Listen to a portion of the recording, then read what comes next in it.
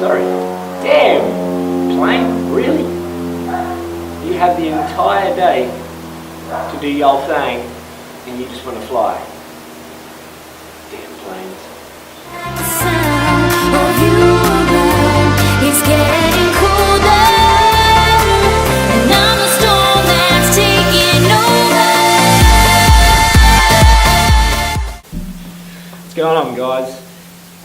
So I thought I would finally get my post up and video up. I apologise for the Q&A post that I sent out last week. Let you guys decide if there's anything there that I can answer, and yeah, got some really good questions. Funnily enough, there was not as many on Instagram as I thought, but a large amount come through Facebook personal messaging. So it's funny because I don't even post that much stuff from my Instagram onto my Facebook. So for you guys that did ask the questions on Facebook, please hit me up on Instagram. I'd love to interact with you guys, and if I can hopefully help you achieve, inspire, live, dream, all of the fun stuff, hit me up and I'll do my best to answer the questions. So I'll get straight into it. I won't blabber. There's a variety of questions here, from my own personal stuff to some training-based stuff. I do need to highlight that there is quite a few that need some time spent on them, and I feel like that would require another Q&A, if not another video by themselves on each topic. So for those guys who did ask the large questions regarding training and how to improve yourself, I promise I will get another video up pretty much in the next few days, just so that we can highlight these in particular. So I'll do the real simple questions in this one, and then the next one is going to give us a whole bunch more information. So here we go, let's hit it up. So better log in, that might be a start. Amateur move, haven't done this for some time, eh? So where do we go? Alrighty, so low reps 6 to 8, heavyweight or high reps 10 to 4, lighter weight for muscle growth, in your opinion? I think they both have such an important factor in any muscular development. I think that if your goals are to always be focusing on hypertrophy, then I think in the end of the day, as long as you're actually training and you're actually lifting weights, eventually you will be building muscle, of course. I think that if you focus on your main lifts being the compound movements, and in lower reps, e.g. deadlifts, squats, military press, bench press, then with lower reps, then I think that can really create a good structure for your workout. I think that if you begin your workout with those exercises, and then you add in accessory work to strengthen up those exercises, then you're on the on the right track. The accessory exercise I would generally recommend to go in lower reps, in higher reps, and the compound movements heavier. So long as your form is on point. If your form's on point, then you need to take it back, tone it back, get your form on point, and start to focus on that first. And then once that form is all good, move on and start getting your ass stronger. Alrighty. How long has it taken you to grow that red beard? This red beard, my proud red beard, has taken me, it sort of goes with the t-shirt. I've planned this, by the way. It's taken me, believe it or not, 3 months. So I don't grow facial hair too quick, but it is good, and I thoroughly enjoy the beard. So yeah. A good friend of mine, Rach, she says, how long until we see you again for coffee? Hopefully very soon. Very soon. Fingers crossed. Bear with me. Alrighty, so here's a few of the Facebook ones. What is your current macros? At the moment, I'm not really focusing on letting up too much. I'm pretty lean all year round anyway, so fortunately for me, I'm able to eat a crap load of food. So at the moment, I'm roughly on 600 grams of carbs, 225 protein, and about 60 to 70 grams of fat.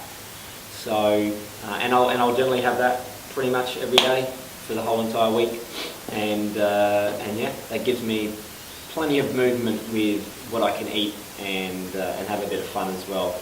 So I love my ice cream, so I've got to find a way to fit that in. Plans to compete soon? Based on that question that I just answered, no real plans. It's funny because competing is good fun. I do thoroughly enjoy the backstage stuff as I'm allowed.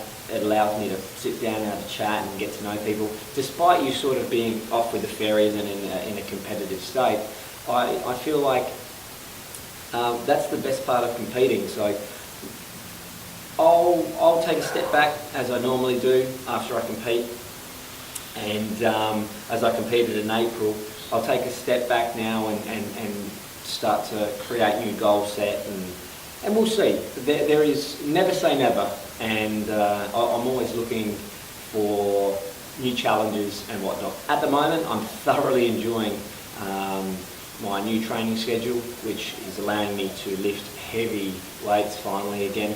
So it's a powerlifting based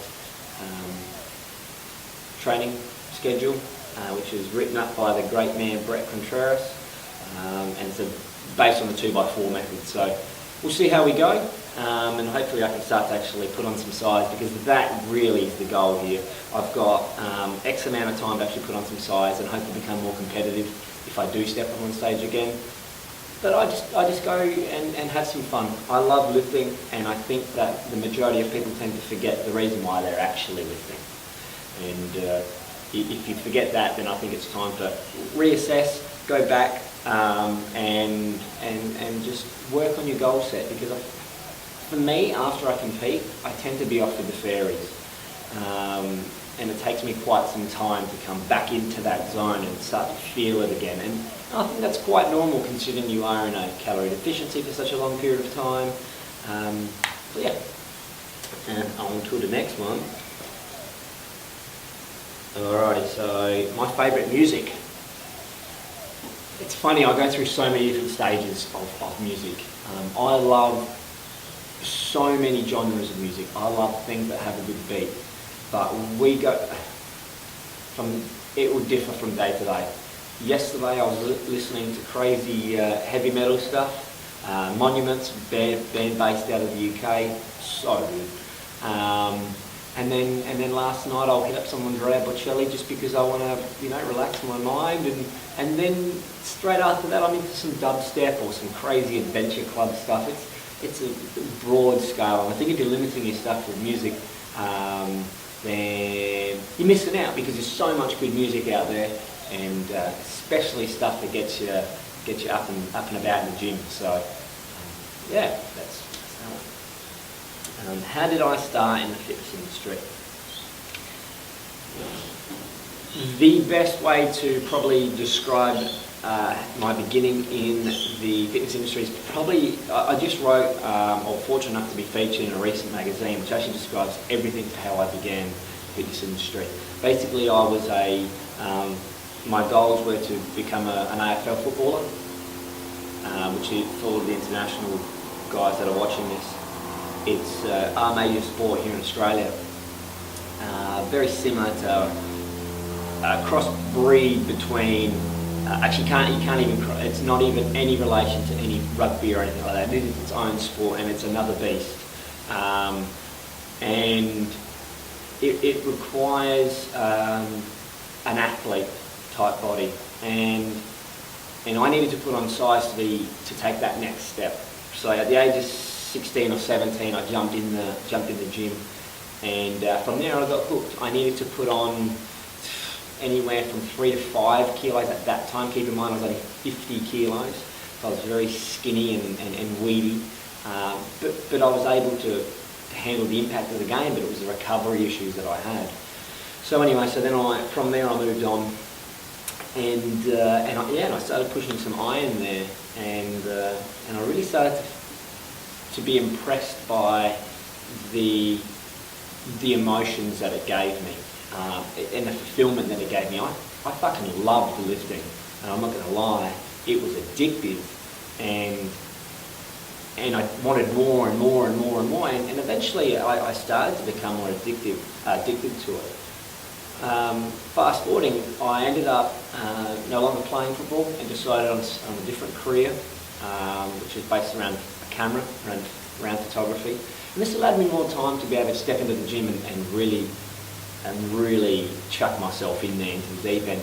So me and a mate of mine, we bought Arnold's Encyclopedia and whatnot, and from there just learned all of his main movements. We watched every DVD. I think I was addicted to pumping iron for 4 or 5 months, just sitting there in awe of what these guys were able to do.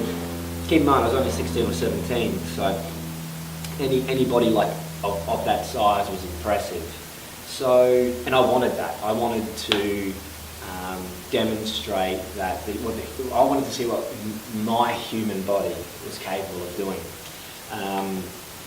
So fast forward a few more years, I've still been training. Fast forward another 6 to 8 years, I stand here today answering this question. Very fortunate to be able to answer this question and be an Optimum sponsored athlete. I've won various fitness modelling competitions around Australia, and very fortunate to place very highly in so many of them as well. So I think that you need to always take a look back and see how far you've come. We're always so busy focusing on where we're going that we tend to forget that this is where we've come from.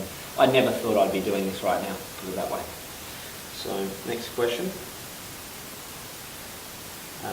Any plans for any Brackenstrong apparel?